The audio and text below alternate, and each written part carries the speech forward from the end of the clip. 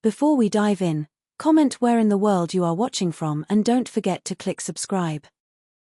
The wagon wheel cracked like thunder, sending Elena Harper tumbling into the red dust of the Arizona desert.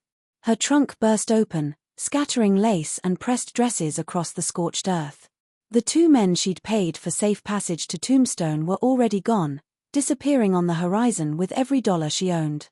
Elena stood on trembling legs, tasting copper and grit. Back in Boston, she'd been sheltered, protected, kept behind iron gates like a delicate flower.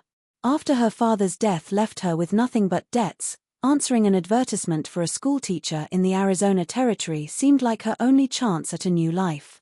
Now, stranded in the merciless afternoon sun with no water, no food, and no idea which direction led to civilization, she wondered if she'd made a terrible mistake. The slow rhythm of hooves on packed earth made her spin around. From the heat shimmer emerged a figure so tall she thought her eyes were deceiving her. The man stood at least 7 feet tall, with shoulders so broad they blocked out the sun. His hands, as he removed his gloves, were enormous and scarred. But it was his eyes that caught her, pale gray like storm clouds, studying her with surprising gentleness. "Easy now," his voice rumbled, deep as gravel. "I'm not here to hurt you.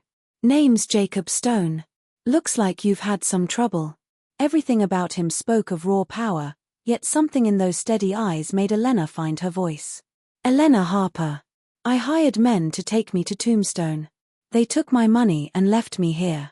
Jacob's jaw tightened. "Cowards and thieves. How long have you been without water?" "Since this morning." He moved quickly despite his size, his touch impossibly gentle as he steadied her elbow. "You need water and shade. There's a creek about 2 miles west. I have a camp there." Elena knew she should refuse, maintain propriety, but the desert stretched endlessly in every direction. This giant stranger with gentle hands was the only thing standing between her and death. When her legs buckled, Jacob caught her effortlessly, his arms surrounding her like a warm wall of muscle. "Let me help you," he murmured, lifting her onto his horse as easily as if she weighed nothing. At the creek, Jacob's camp was simple but welcoming. He handed her his canteen. "Drink slowly. Too much too fast will make you sick." As darkness fell and he built a fire, Elena found herself studying him, the way muscles shifted beneath his shirt, the surprising delicacy in those massive hands. She'd never been this close to a man, never felt the strange flutter in her stomach that came from watching him move. "You said you were heading to Tombstone to be a schoolteacher," Jacob said, breaking the silence. "It's a 3-day ride from here. I can take you if you want." "You'd do that for a stranger.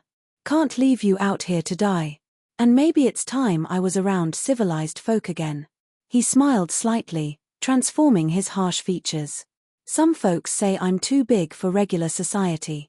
That I make people nervous. Easier to stay out here where size doesn't matter as much." "Anyone who judges a person by their size alone is a fool," Elena said quietly.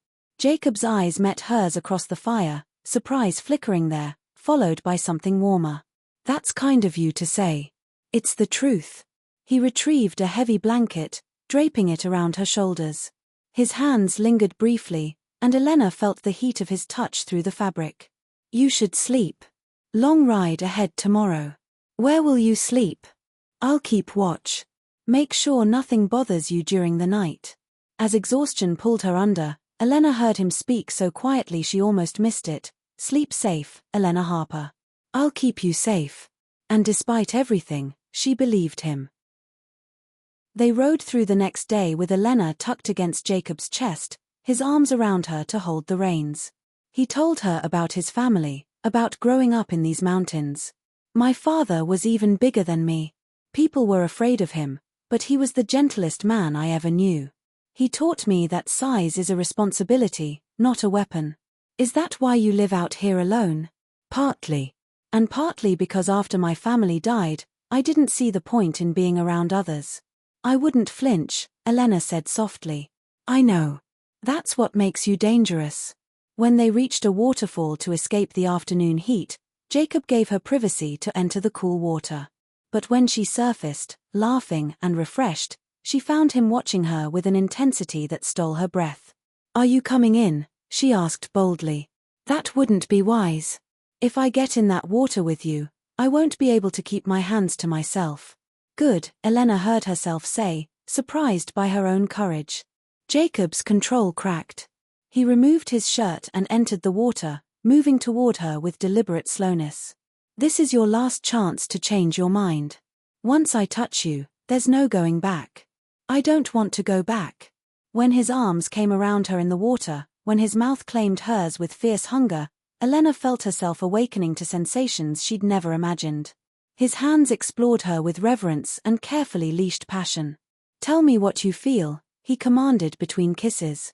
Like I'm on fire. Like I need something I can't name. That need has a name, Elena. That need is for me.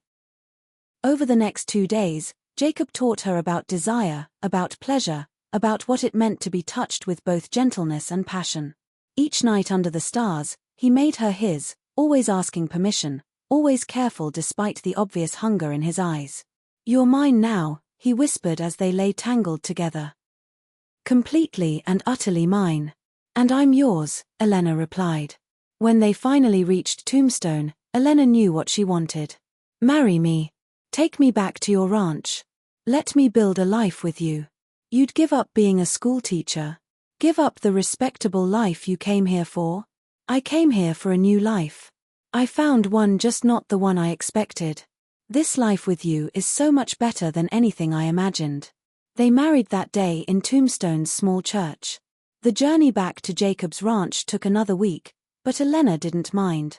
Each night brought new discoveries, new depths of connection. The years that followed were not always easy. The ranch was hard work, and there were times when Elena missed Boston. But she never regretted her choice. They built a life together in those Arizona mountains, a life filled with love, passion, and eventually, children. Their daughter Grace was born 2 years after their wedding, small like her mother but with her father's storm-gray eyes. She was followed by 3 more children, all growing up wild and free. On their 10th anniversary, as they watched the sunset, Jacob asked, "Do you ever regret it? Giving up everything for this life?" I gave up nothing. I gained everything. The life I had in Boston wasn't living, it was existing behind walls. This life is real. This is mine. This is us. Years turned into decades. Their hair turned gray, lines appeared on their faces, but their love never dimmed. When Elena passed peacefully at 80, Jacob followed 6 months later, unable to bear being without the woman who had saved him just as surely as he had saved her. They were buried side by side on a hill overlooking their ranch, under the wide Arizona sky they had loved so much. Their children carved a simple inscription, "Here lie Jacob and Elena Stone." 2 souls who found each other in the desert and built a love that lasted a lifetime. Their story became legend, the tale of the giant cowboy and the Boston lady who fell in love in the desert. A reminder that true love can be found in the most unexpected places, that courage means following your heart even when the world says you shouldn't, and that home is not a place but a person. And sometimes, on warm summer evenings, if you stand on that hill and listen carefully, you can still hear the echo of their laughter carried on the wind, proof that true love never really dies.